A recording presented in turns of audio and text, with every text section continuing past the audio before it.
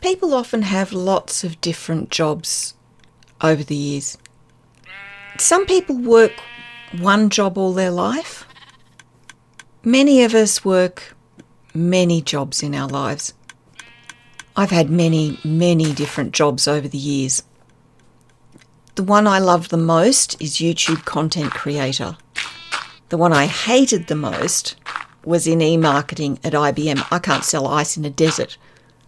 The one I was most conflicted about was as a cell painter for Disney.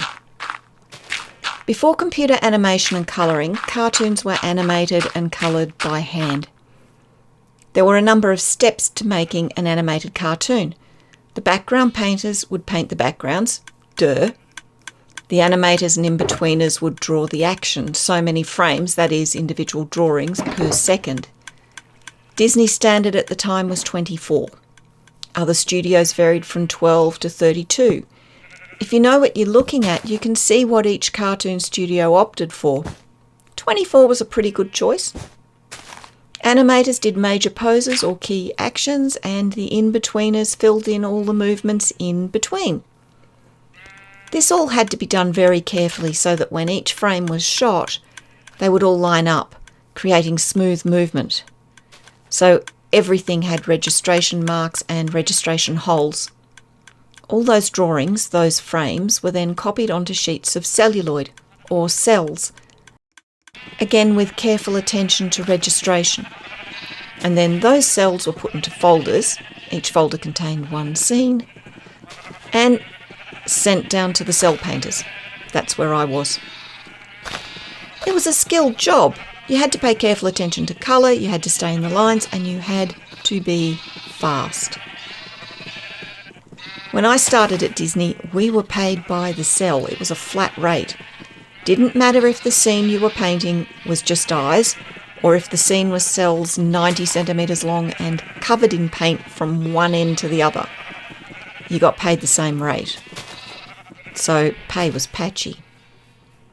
And what I mean by a scene that's just eyes, if a character was just looking around or blinking without moving their head, you'd have one cell that was the full figure or full face without any eyes, and the rest of the cells would just be the eyes doing whatever they had to do. We loved those, really quick to paint, good money. Once I spent 60 hours in 1 week painting one of those 90 centimetre cell scenes, which had 60 cells in it. Yes, it took me an hour to do each cell. And the pay I got for that scandalised my supervisor and her bosses. And to Disney's credit, they shifted at that point to a differential pay system. I had cried, but I hadn't complained. My supervisor did the complaining because she thought it was awful, which it was. I had been given that scene because I was fast and accurate, so I appreciated the compliment, but I did not appreciate the reward. Later, I got put on as permanent staff with a set wage, which was much nicer. Only 4 of us were chosen for that, the best 4. And yes, I'm proud of that. But everyone else stayed on piecework, which felt bad. But soon after, the studio switched to computerised colouring, which was the job of the 4 of us. There must have been about 40 cell painters, I think. And computerising reduced us to a department of 4. But I think computerising was a good thing, even with the job losses, not because I was one of the 4 kept on. I left soon after the change to concentrate on my uni work. I was working full-time and doing uni full-time, which was nuts. The computerising was good because it halted the use of paint. The paints for the cells, I don't know what they were made of, but they smelt weird. And we all ended up with coughs. My throat has never been the same since, and I have become very prone to throat infections since. Nothing I can prove, but I know when the trouble started. And it wouldn't have mattered what studio I was working in. Cell paint was cell paint. Getting rid of the paint and shifting to computer colour was a good thing, no 2 ways about it. It's the paint that was the reason that I didn't love that job.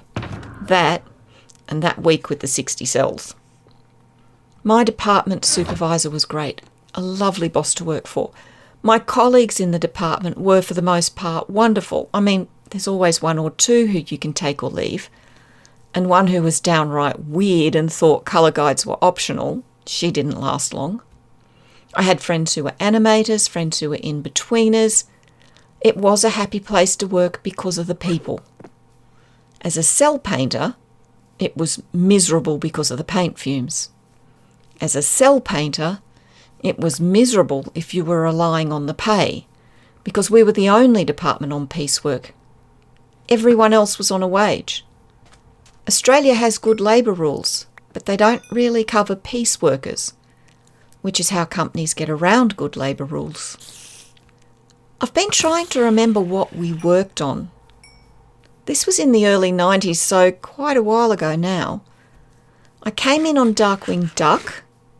Then we did Goof Troop, which I loathed.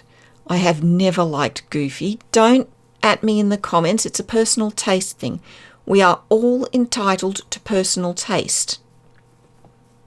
We did Aladdin, but I can't remember if it was the TV series or Return of Jafar, or both. The studio did both and pretty much around the same time, so probably both. I remember painting a lot of Jafar and that damned carpet. I have never seen any of the Disney Aladdin stuff, and I never will.